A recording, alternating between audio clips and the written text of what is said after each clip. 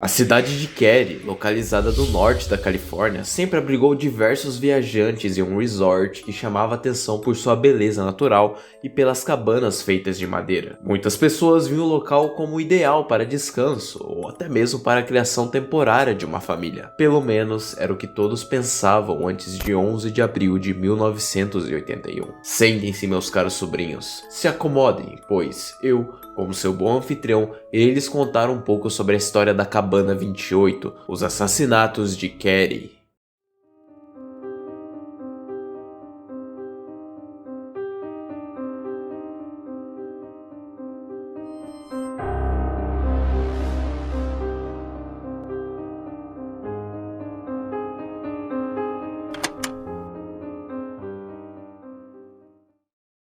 Tudo começou quando Glenna Susan Sharp, mãe de John, de 15 anos, Sheila, de 14, Tina, de 12, Rick, de 10 e Greg, de 5, se separou de seu marido e mudou-se para Cary. Chegando lá, a família que procurava por um local tranquilo ocupou a cabine 28 do resort. Era mais um dia comum na cidade. Glenna estava na cabana e esperava por seu filho John e sua amiga Dana Wingate, que já estavam a caminho da casa devido à carona de um jovem estudante, Craig Walters. No mesmo dia, Tina estava na residência da família Seabolt. Quando Sheila chegou ao local, a garota foi para casa, enquanto a mais velha passou a noite na casa dos vizinhos. Na manhã seguinte, Sheila retornou à sua casa e, ao entrar na cabana, encontrou os corpos de Glenna, John e Dana amarrados com arame e fita adesiva, próximos a duas facas ensanguentadas e um martelo. Olhando ao redor, a garota percebeu que a garganta de John havia sido cortada, enquanto Dana havia sido estrangulada e apresentava ferimentos na cabeça. Já sua mãe estava sem calça, amordaçada com sua calcinha. Havia sido esfaqueada no peito e teve sua garganta cortada. Ademais, foi encontrada a coronha de uma pistola. Após uma investigação, a perícia concluiu que os três sofreram um traumatismo craniano, que poderiam ter sido causados pelo martelo. A autópsia declarou que todos morreram devido ao trauma na cabeça e aos ferimentos causados por facas. Todavia, a cena não era a única coisa a ser questionada,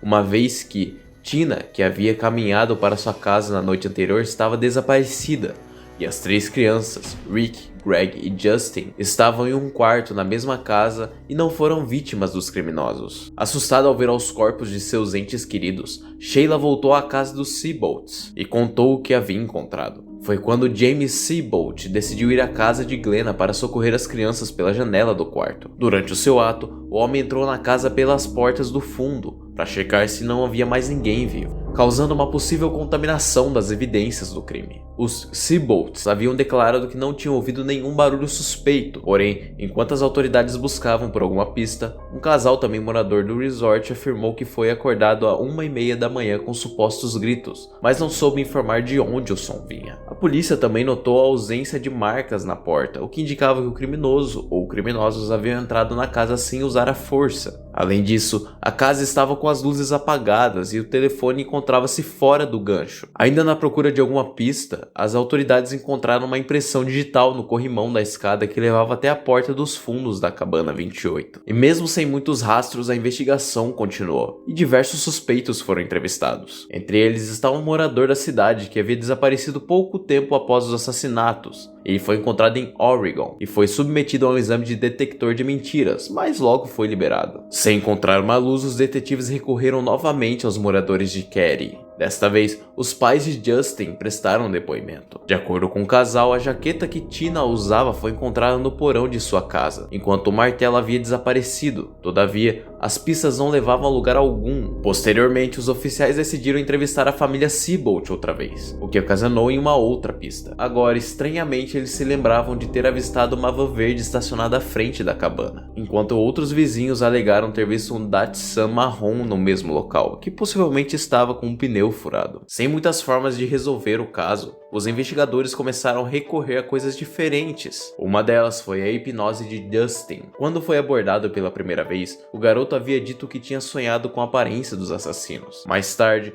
o mesmo afirmou que havia testemunhado o crime daquela noite, mas não se lembrava muito dos detalhes. Dessa maneira, os pais do jovem procuraram uma resposta sobre o crime por meio de um hipnólogo. Foi quando ele disse que havia ouvido sons provenientes da sala. Logo, ele decidiu ir até o local e avistou Glenna e dois homens. Um foi caracterizado com cabelos curtos e bigode, enquanto o outro tinha uma barba curta e cabelos longos. Ainda em hipnose, o garoto relatou que viu quando Dana e John chegaram à residência. Foi quando aconteceu a primeira luta com os criminosos e Tina chegou à casa. No mesmo momento, a garota foi retirada do local e não se sabe ao certo para onde ela foi levada. Logo, a imprensa também passou a divulgar suas características. Homens entre 20 a 30 anos de idade com óculos de sol dourado. O de cabelo loiros tinha de 1,80 a 1,88 metros, enquanto o de cabelos pretos tinha de 1,68 a 1,78. Mesmo com um trabalho de mais de 4.000 horas, Thomas descartou os últimos suspeitos pelo crime, os serial killers Henry Lee Lucas e Otis Toole. Se quiserem, posso também fazer um vídeo sobre eles. Seguindo ainda por conta do depoimento de Justin, o paradeiro de Tina ainda era um mistério. Primeiramente, a investigação realizou uma pesquisa ao redor da residência, atingindo 8 quilômetros explorados, mas nada foi encontrado. Apenas 3 anos depois do crime, um colecionador de garrafas encontrou um crânio humano e parte da mandíbula em Cedar Falls, a 160 quilômetros de Cary. Perto de seus restos mortais, os detetives descobriram uma jaqueta feita de nylon azul,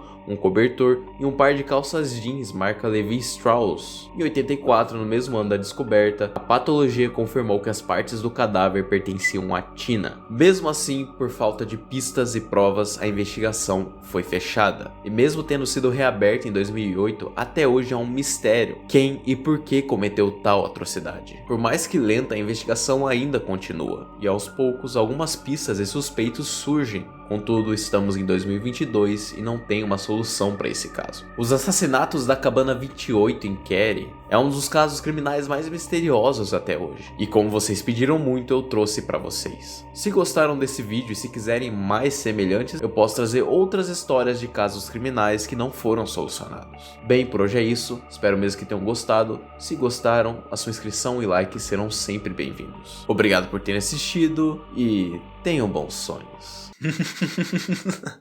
Tchau, te vejo no inferno.